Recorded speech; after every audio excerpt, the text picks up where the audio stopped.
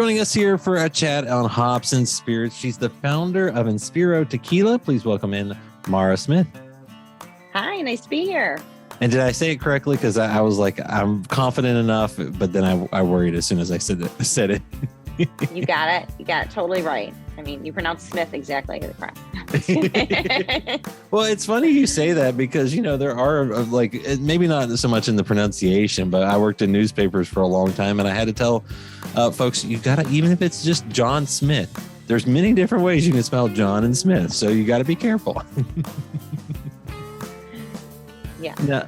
Now for you, before we get too deep into what you do nowadays, can you kind of give us that, a little bit of Cliff Notes version about yourself and kind of what you're doing?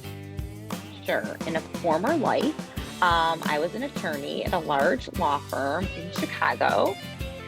Then I moved to the business side. My undergrad degree was in accounting, and I decided to go to the business side of things. And really, that was kind of once I thought I was going to start a family, because I didn't kind of see how I could possibly balance being in a large law firm and having a family. At the time I was there were actually no women partners in my entire department. So I didn't really have a great example of how that could be done. So at that point, I left and went to join the corporate strategy group of McDonald's Corporation. And it was great, a great experience, kind of sparked my entrepreneurial spirit there. I'd never kind of been studying, consumer insights and trends and ideating. I found the whole process fascinating. And I actually started thinking about, maybe I want to open something on my own store. I started looking into opening up an ice cream franchise in Chicago. Not the best locale for ice cream, since I feel like our weather is not the best for that. So, but I started thinking about ideas then. And then my corporate career kind of came to a screeching halt. I became pregnant with my oldest of our twins. I was put on emergency bed rest. And then I had preemie twins. So I made the decision then to transition and stay home. And I thought they needed my attention. I was fortunate to be able to make that choice, but I did. So I was home for years, subsequently had a third child, but always still had ideas percolating in the back of my head. And really always like very inspired listening to other founder stories. One of these people obsessed with listening to like how I built this and watching Shark Tank and all that. So always thinking of ideas, always knew I wanted to start my own company.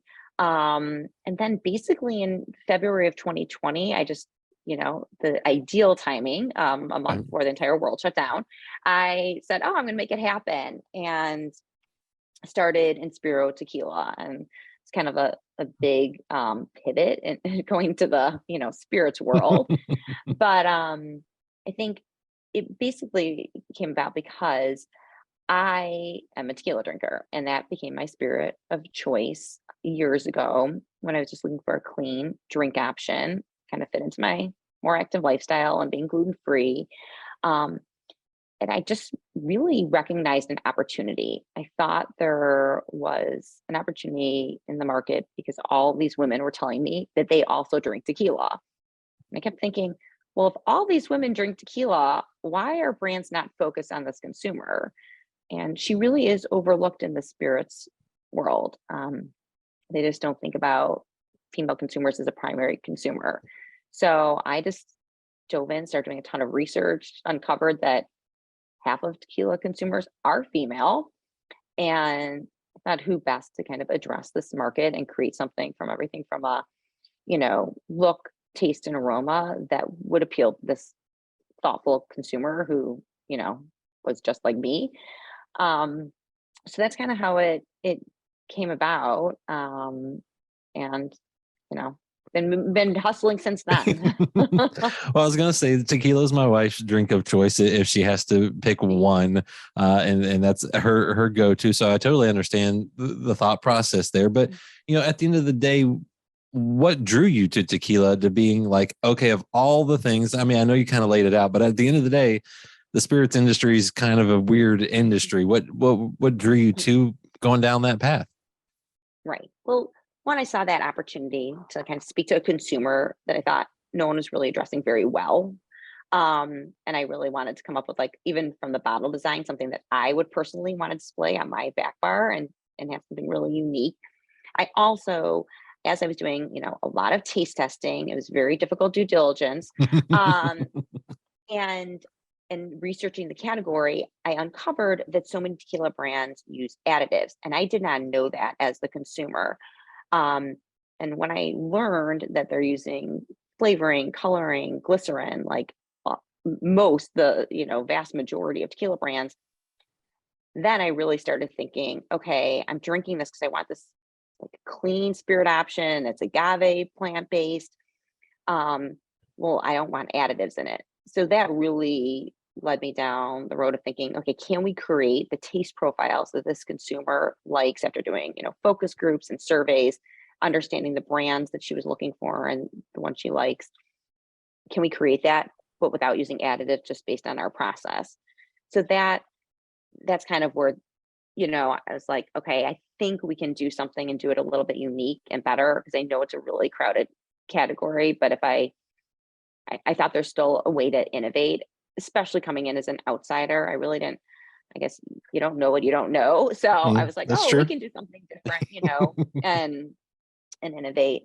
And also, it was a big transition for me to re-enter and come back into the workforce. So I really only wanted to do that if I thought there was a way I could make an impact.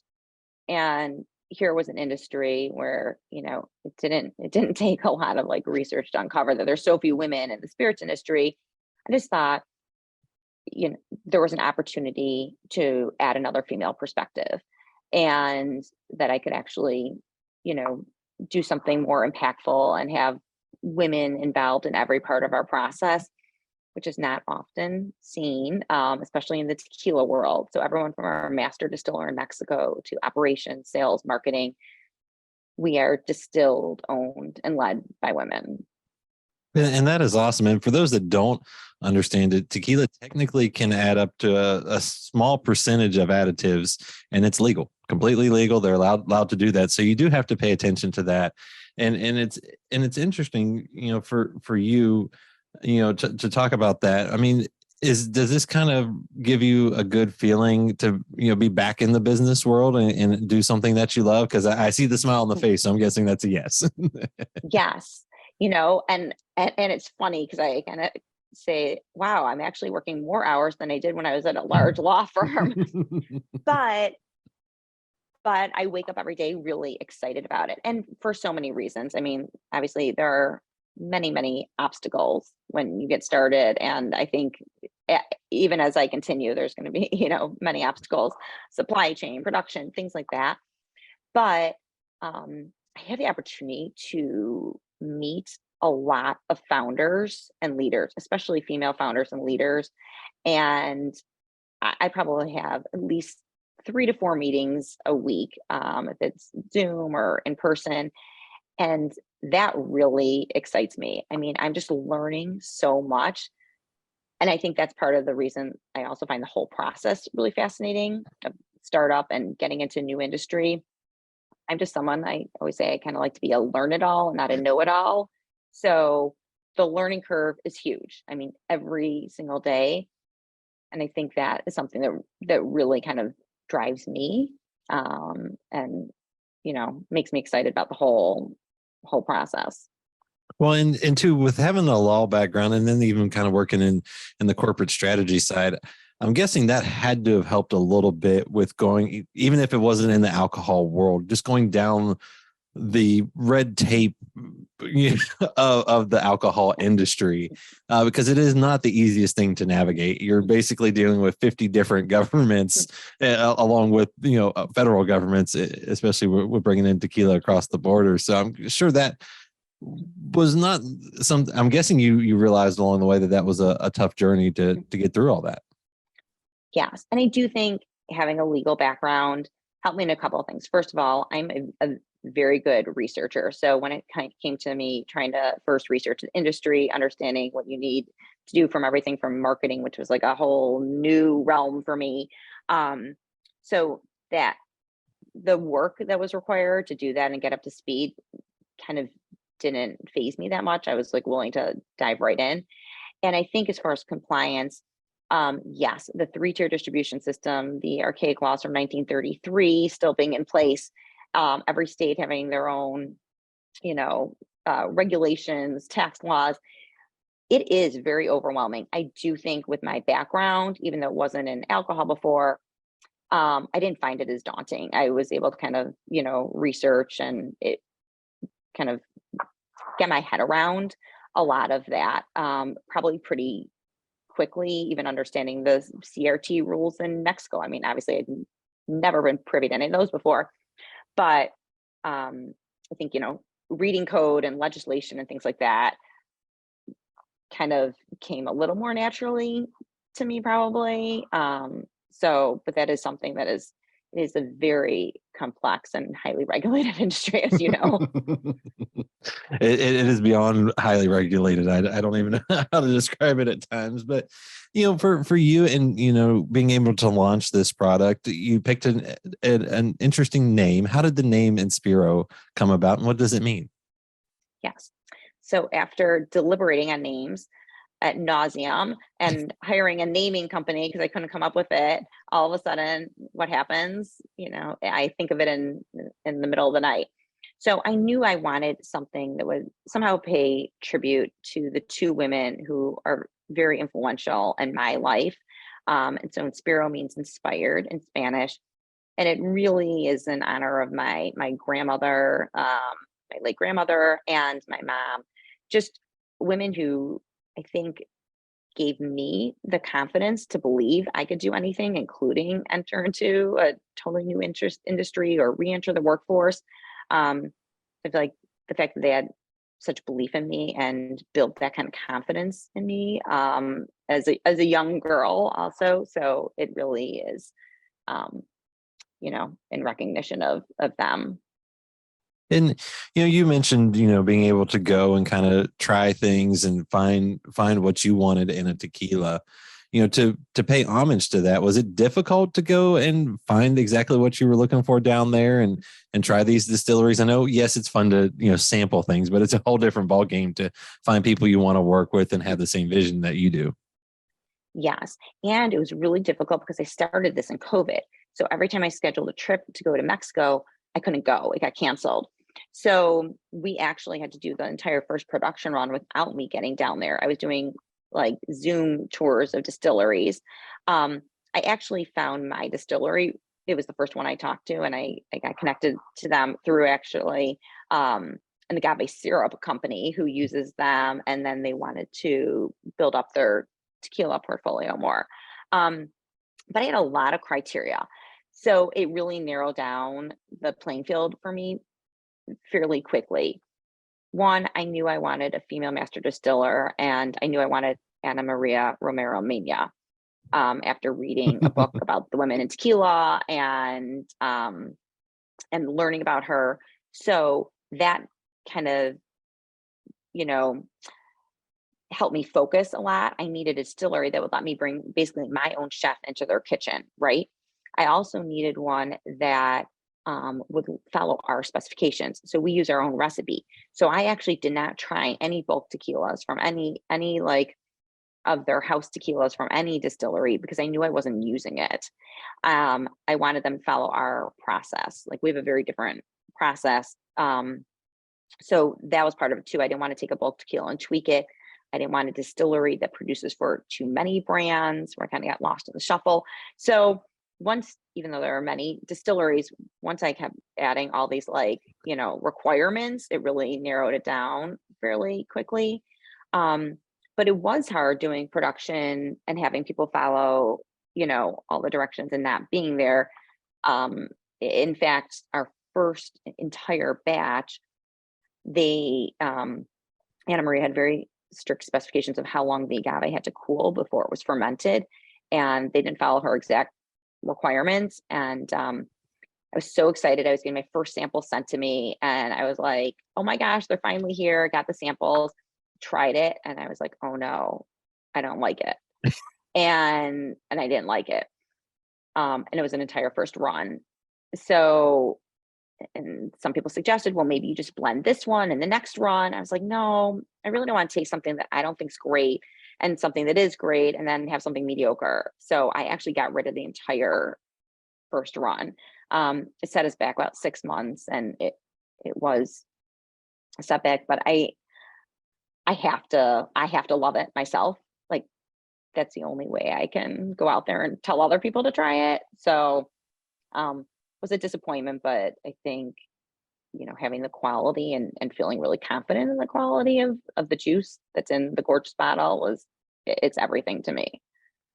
Well, at the end of the day, if you don't like it, your others are probably not going to like it, or it's going to be hard for you to keep pushing that forward and telling folks to give it a try. And I mean, honestly, though, that says a lot about you and what you're building. If you're willing to, in a sense, dump it down the drain. I hear brewers all the time say, "Oh, it wasn't good enough. I'm not going to put it out there," and you see it go down the drain, and it's literally money down the drain, but long term, you're looking at the long term, and I think that says a lot. Yes, thank you. I appreciate that. And you mentioned kind of having the female master distiller, female owned, and that was important. Obviously, though, sometimes that can be difficult to find all of those because it's not like there are hundreds and hundreds of folks with that type of experience maybe in the alcohol world, although there are now more than there have been in the past. I mean, was that difficult? Because I mean, like you said, you knew you wanted certain things, on the search list for a distillery, and then kind of building out the team. I mean, was it difficult to find who you wanted, or did it kind of come together organically and how you would have hoped? So I read a book on the women in tequila. It's a very small book. I got there quickly, and I kind of highlighted all the women who are master distillers, who have their own distilleries. I said, okay, here's the list. Like, here's who we can, look in and find. So again, like a pretty short list as far as who we were going to go after.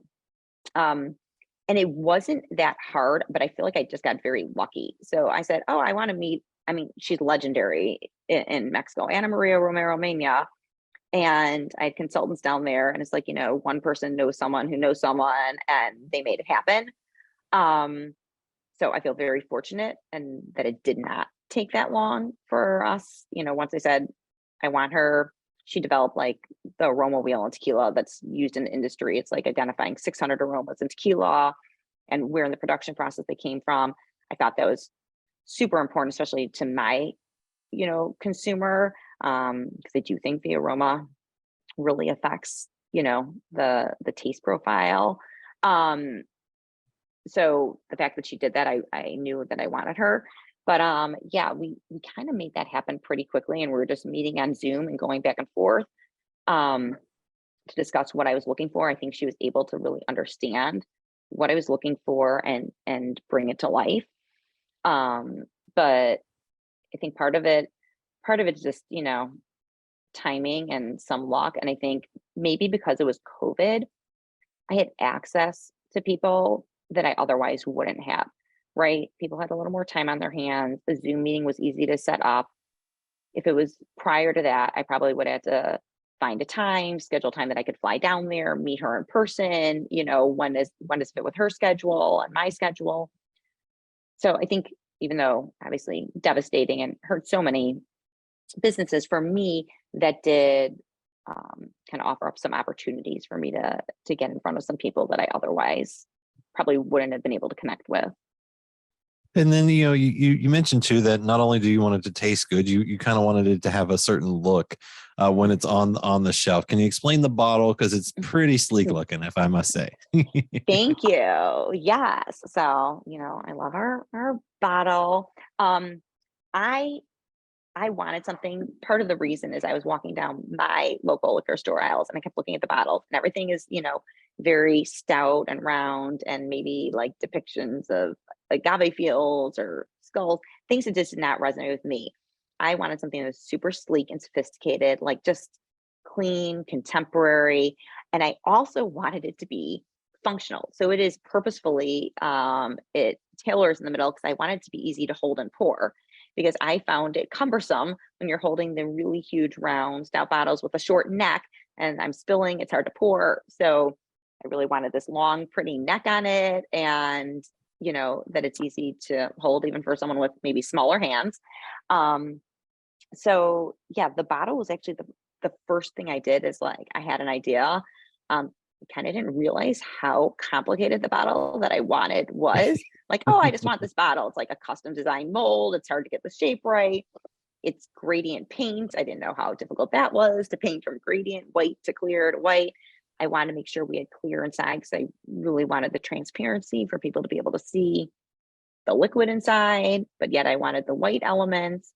So, but I do think it really stands out. And everybody who sees it is pretty enamored with the bottle because it does look very different from a traditional tequila bottle.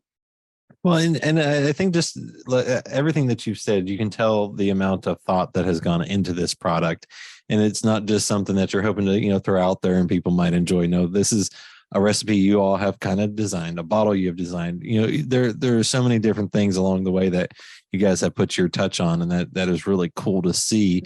And for those that want to give it a try, where can they find it? What's its availability so far, and how has the response gone when folks have been able to get a chance to try it? Yeah. So once people try it, I feel like they're definitely fans of the brand.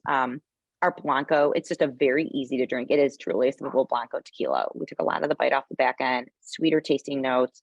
We did that by resting it in barrels for a really short period of time, which is very unusual for a Blanco tequila. It's usually, completely unaged. So, and as you said, our process, we have a very meticulous, long process. It is not a rush process, even for a Blanco. So, and then our Reposado, it's the first tequila that's been aged in rosé wine barrels. So it's a really unique expression. I feel like when people get the opportunity to try that, they're usually pretty surprised at how unique it is and different in the tasting notes and the aroma profile for Reposado. Right now we ship to like 45 states on our website, inspirotequila.com, INSPIRO tequila.com. And then we've rolled out in retail throughout Illinois because that's where I am. And we're on Reserve Bar as well. So in many locations, especially in some locations where Reserve Bar does, same day delivery. But yes, and you can find us if you click the Find Us button on our website. You can see where we are locally. We will be rolling out hopefully a couple of additional states soon. So hopefully people will be able to find us in retailers near them, as well as online. Well, and too, like, in a crowded marketplace, and then also just kind of folks maybe not always knowing how different tequila can be. How important is it to get those face-to-face opportunities where people can actually maybe give it a try and have that, that first sip and go, oh, this is different? It is, listen, sips to lips is really critical. And it's an ultra premium tequila, so people often want to be able to try it. So we do a lot of events. I think actually not this week, but the prior 2 weeks, I think I had like 10 events in 2 weeks. It was like, and it's me at almost all of them. We don't have like a big team where I'm sending people out all over. I'm there. So I had one last night. Like I'm there, talking about the tequila. So I do think that is important. We try and do, especially here, I've been doing a lot of local events, but in other marketplaces too, especially getting in front of, every time I can get in front of this like female consumer. So I do a lot of like just women's groups, women's organizations. I'm speaking to the Women's Law Coalition in a couple of weeks, and we'll be doing serving cocktails, things like that. So we do try and get out there as much as possible, but really when we can tell the story behind it too, because I think it's more than just they're going to try the tequila and like it, but if they don't know what they drink, they don't know who it's by, what the story is behind it, the authenticity behind it, the fact that we give back to other female founders, that they can't hear everything behind it. I think it doesn't resonate as much as it does when they get to, hear about it. So that's what we try and do, is get in front of people and really be able to share the story and have them try the tequila. Well, and it's an amazing story. And like I said, I love everything that you guys are doing. And I guess my last question is obviously expansion is always key and in front of mind, but what's next for you all? Is there other products you're looking at in the tequila realm, or what are you hopeful for? I think I don't have more than the 2 SKUs in me right now because it took a lot of time to get those done. I'm of the really my strategy is more go inch wide, mile deep. So really build it like, each geographic location at a time. So really building Illinois, that's my home market. I'm here building that, building out our, retailer kind of footprint, and then going slowly to additional markets where we think those make sense for us and are good markets. Um, and I think being really thoughtful about it, because you want to make sure that, right, you said tastings, things like that. You want to make sure you can support each of those markets you go into. So that's kind of that's my approach, is to just be really kind of strategic and thoughtful, kind of how we've done everything, but do that also with our expansion. No, that I think that's a great approach, and one I think others probably in hindsight wish they might have done it as well, because it is hard to keep up with demand and production and be able to truly service everyone and let everyone really get to experience it. And for those that want to, like Mara said, inspirotequila.com, you can check out if it's shipped to you. And Mara, thank you so much for sharing your story and your drink with us. Thank you. It was a pleasure being here. I appreciate it. Find more from Hops and Spirits at hopspirits.com. Thanks, everybody. Bye.